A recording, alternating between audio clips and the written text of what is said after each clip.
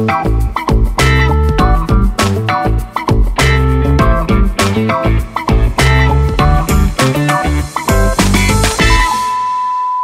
IT People, selamat datang kembali di IT Podcast, masih bersama aku Haliza, dan pada episode kali ini kita akan ngobrolin hal yang sangat seru, hal-hal yang menarik lainnya tentunya, yakni berkaitan dengan perempuan dan hukum. Mengingat pada tanggal 8 Maret nanti, seluruh dunia akan merayakan International Women's Day, dan pada peringatan ini digelar sebenarnya untuk meningkatkan kesadaran tentang kesetaraan bagi perempuan. Hal ini dikarenakan kalau misalnya kita lihat bahwa seringkali kaum perempuan ini jadi kaum yang sering termarginalkan, baik dalam kehidupan sosial maupun profesional. Dan oleh karena itu, untuk mendorong adanya kesetaraan, maka perempuan mempunyai movement sendiri, yang ini untuk hadir dan berkontribusi besar terkait dengan kesetaraan itu sendiri. Kalau misalnya kita boleh throwback dalam sejarahnya, memang perempuan banyak terrepresi, baik oleh itu negara atau struktur sosial. Dan oleh karena itu, hal yang menjadi menarik adalah di saat ini banyak sekali perempuan yang sudah masuk ke dalam profesi yang sangat beraneka ragam. Salah satunya adalah peran perempuan di dalam dunia hukum. Bisa kita lihat banyak juga di Indonesia maupun di luar negeri, banyak begawan hukum yang saat ini sudah didominasi oleh perempuan. Misalnya apabila kita lihat di dalam hukum tata negara, ada Profesor Maria Farida dari Universitas Indonesia, ada Profesor Susi Dwi Haryanti juga, kemudian dalam hukum agraria ada Prof. Maria Sumarjono, dan lebih banyak lagi ada juga peran dari jaksa, hakim, advokat, dan berbagai macam lainnya.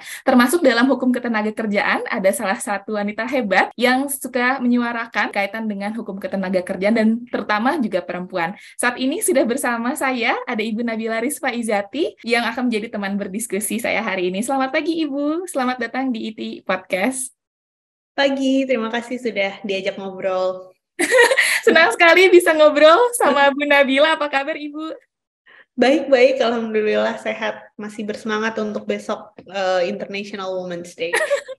Siap, saya juga salah satu hal yang saya sebenarnya personal tunggu-tunggu setiap tahunnya adalah International Women's Day karena banyak aksi dan creative movement yang dibuat dari Indonesia maupun di luar negeri. Jadi this is very interesting untuk kita ngobrol, apalagi dalam topik hari ini kita juga akan ngobrolin terkait dengan peran perempuan seperti itu. Nah, mungkin karena Bu Nabila juga sudah lama berkecimpung di dunia hukum, apalagi sebagai akademisi, mungkin aku juga pengen bertanya banyak gitu ya kepada Ibu berkaitan dengan salah satunya adalah keikutsertaan perempuan gitu. Apakah saat ini menurut Ibu sendiri perempuan di Indonesia sudah banyak untuk memimpin ibaratnya di dalam dunia hukum, dan bagaimana sih Bu kontribusi perempuan di dalam hukum Indonesia itu sendiri? Ditanya apakah sudah turut terlibat gitu, tentu saja sudah banyak sekali ya, apalagi memang trennya cukup positif gitu, semakin kesini semakin banyak perempuan-perempuan yang berkecimpung di dunia hukum di berbagai lini gitu, nggak cuma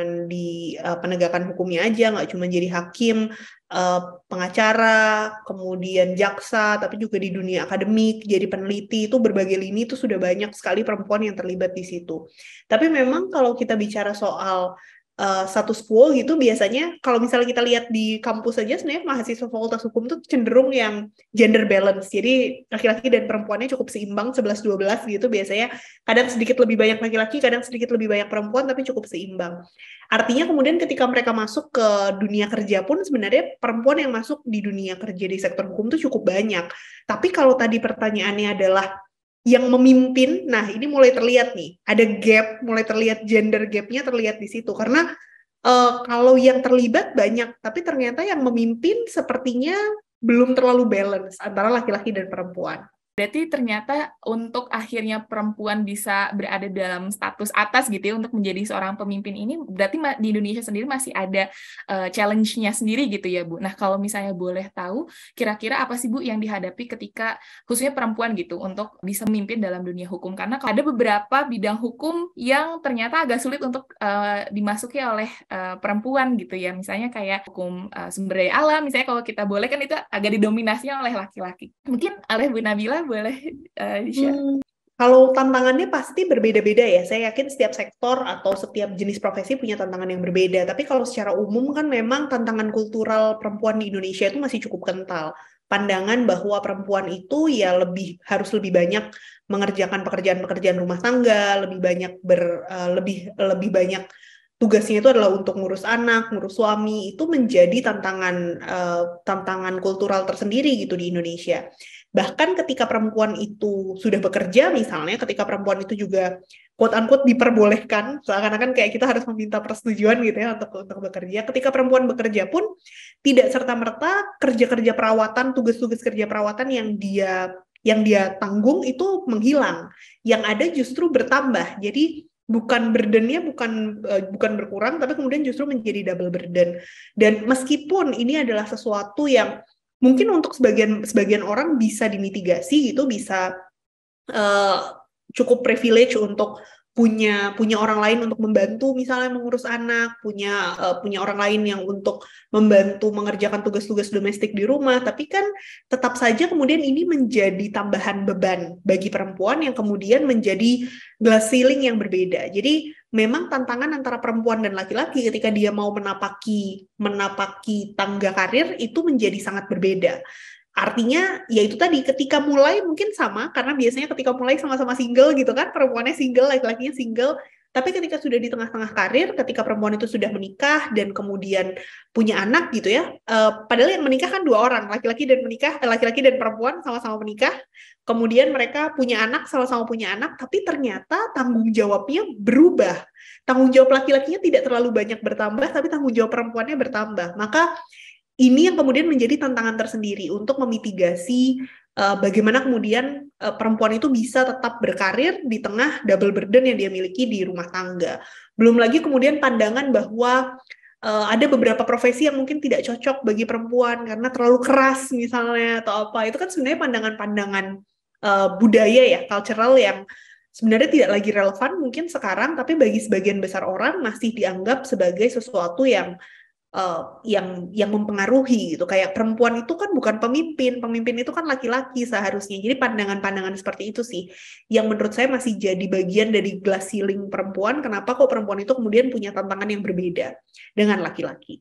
Ini menarik sekali kalau misalnya kita bahas ibaratnya glass ceiling, kalau misalnya aku dengar juga ada istilah yang double standard dan lain sebagainya gitu ya.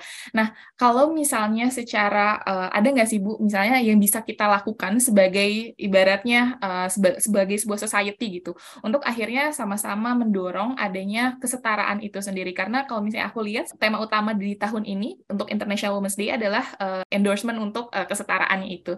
Nah, selama bertahun-tahun, mungkin beratus-ratus tahun gitu ya, perempuan berjuang untuk akhirnya mendapatkan ibaratnya untuk tidak jadi second class of citizen.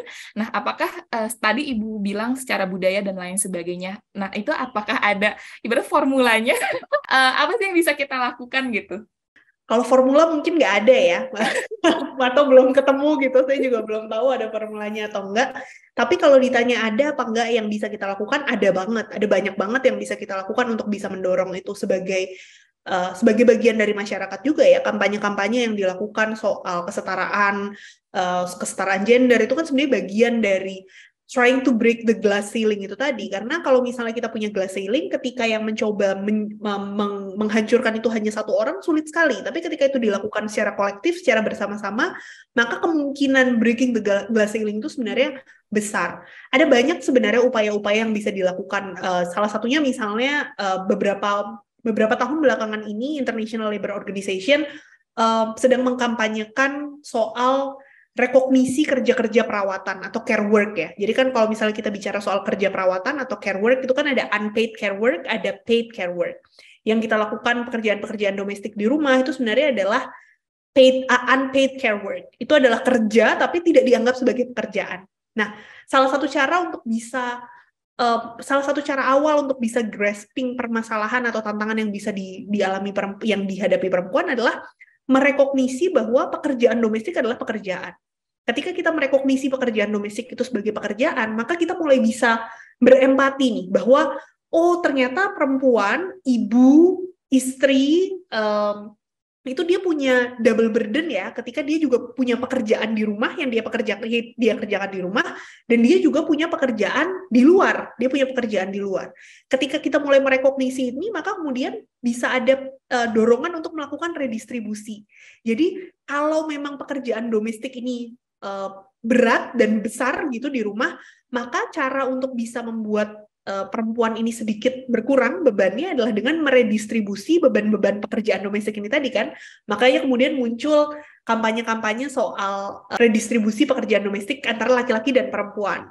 Yang bisa masak nggak cuma perempuan kok, laki-laki juga bisa masak. Yang harusnya ngurus anak nggak cuma perempuan kok, laki-laki juga bisa ngurus anak. Nah, ini adalah hal-hal yang mungkin terlihat kecil, tapi sebenarnya akan sangat berarti bagi dorongan untuk gender equality and equity ini menjadi penting gitu. Karena ketika bebannya bisa dibagi antara laki-laki dan perempuan, maka burden-nya ini tadi bisa dikurangi sedikit demi sedikit. Dan ketika burden-nya bisa dikurangi sedikit demi sedikit, maka harapan untuk berkurangnya gender inequality itu akan bisa tercapai dengan cara seperti itu. Jadi mulai dari upaya-upaya yang bisa dilakukan oleh pemberi kerja, misalnya dengan selain dia memberikan cuti melahirkan, dia juga memberikan cuti ayah misalnya. Sehingga kemudian bapak itu tidak merasa bahwa anak itu adalah 100% tanggung jawab istri nih. Saya juga punya tanggung jawab karena ternyata saya juga ketika punya anak saya juga dapat cuti ayah misalnya. Itu adalah hal-hal yang belakangan ini menjadi penting gitu untuk dibicarakan dan juga dikampanyekan. Saya kira ILO dan cukup banyak organisasi lainnya mengkampanyekan hal-hal seperti itu supaya merekognisi kerja perawatan dan kemudian meredistribusi kerja perawatan agar kemudian care work ini tadi bisa terbagi rata antara perempuan dan laki-laki supaya bebannya juga bisa terbagi rata antara perempuan dan laki-laki supaya beban yang dibawa perempuan ketika dia masuk ke tempat kerja gitu ya, ketika dia kembali bekerja itu tidak terlalu berat karena dia sudah didistribusikan itu tadi antara laki-laki dan perempuan. Itu sih salah satunya. Ada banyak cara lain tapi itu beberapa hal yang menurut saya sekarang penting untuk dilakukan. Dengar cerita kayak gitu sebenarnya saya mikir perjuangan kita untuk akhirnya bisa setara tuh masih panjang banget ya. Tapi kalau misalnya dilihat maksudnya itu kan hal yang common sense gitu ya, harusnya diketahui oleh buat untuk laki-laki dan perempuan, tetapi ternyata kita harus telling gitu ya. Akhirnya harus gini lah, harus gini. Menarik banget. Oke, nah berkaitan dengan untuk enforcement tadi, untuk dorongan-dorongannya.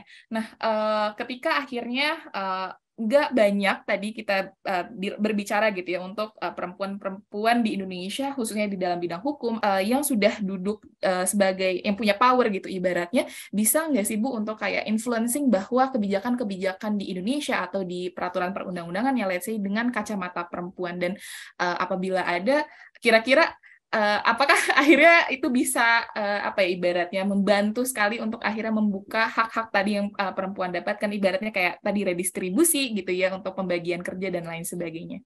Bisa banget, menurut saya bisa banget karena bagaimanapun point of view perempuan itu dibutuhkan.